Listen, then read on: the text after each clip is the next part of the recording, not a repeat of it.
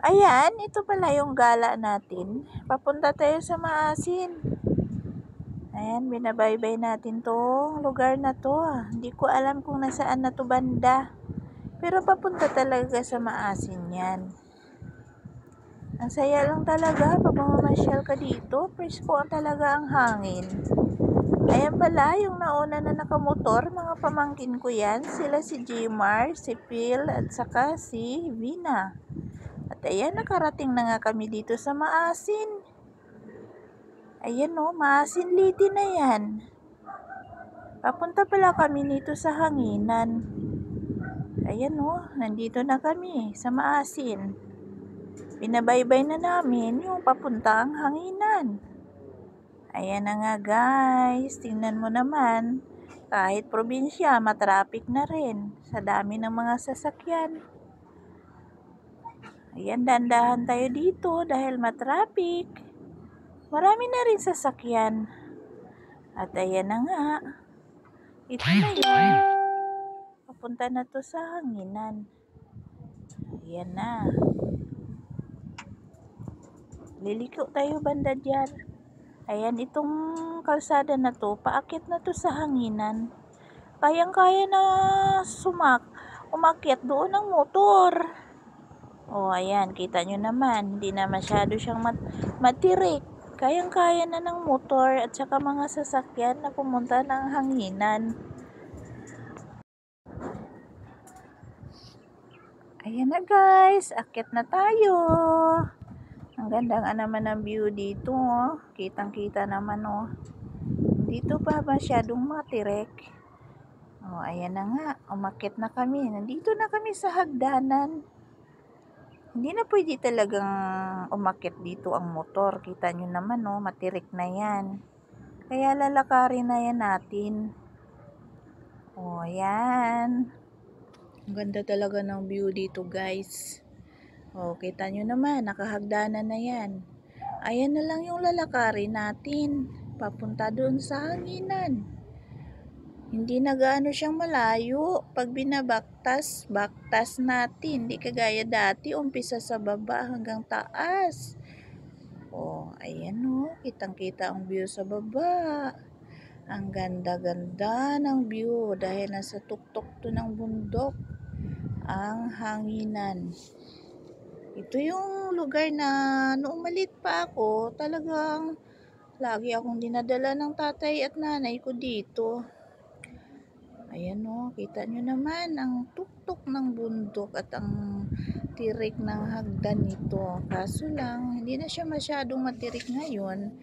Ginawa na rin ng paraan para hindi mahirapan yung mga taong pumunta doon sa taas, doon sa Hanginan.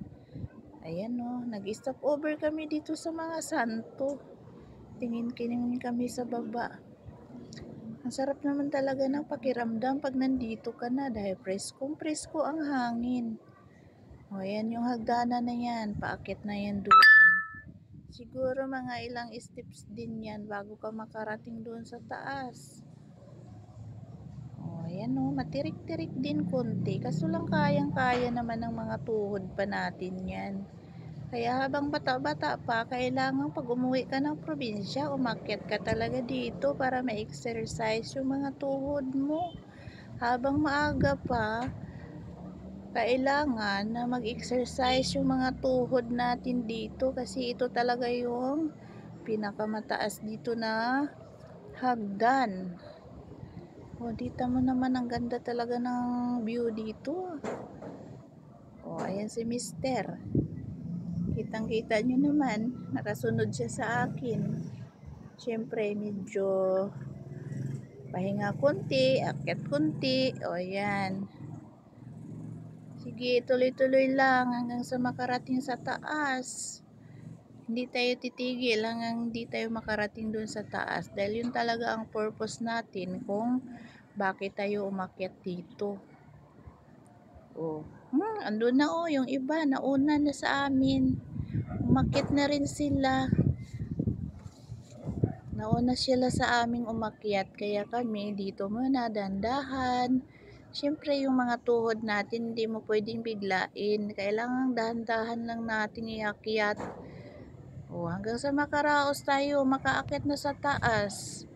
O, kita nyo naman yung mga kabahayan na yan. Ayan na yun. Ayan na yung pinaka tuktok ng hanginan. O, may gumagawa pang bingka dito. Siyempre, mapabili tayo niyan mamaya dahil ang sarap ng bingka nila. O, ayan na yung simbahan ng hanginan. Makita nyo naman, mula noon at hanggang ngayon, ganun pa rin ang simbahan na yan. Hindi nagbabago kahit ilang bagyo na dumaan. O, marami pang mga ano dito, souvenir kung gusto mong bumili. O, diba yung forma ng yan? Ayan, makapag-pray na nga tayo dito. At ito si Senyor San Francisco. At ang simbahan na to guys ay talagang miraculous talaga to. Marami talagang umaakyat dito sa lugar na to. At yun, naghihiling, nagdadasal. Ayan yun oh. Ang ganda-ganda, diba? Kahit maliit lang siya guys, mapayapa at tahimik. At ito pala yung balon. Yung balon na dating umiinom kami dito guys. Wala na siyang tubig ngayon. Dati dyan kami nainom pag pumupunta kami dito. Ngayon wala na. Wala nang tubig. Ayan. Ayan si Senyor San Francisco. Ayan, matutunghayan natin yung kanyang imahe. Si Senyor San Francisco. O, diba? Ang ganda guys. Thank you for watching.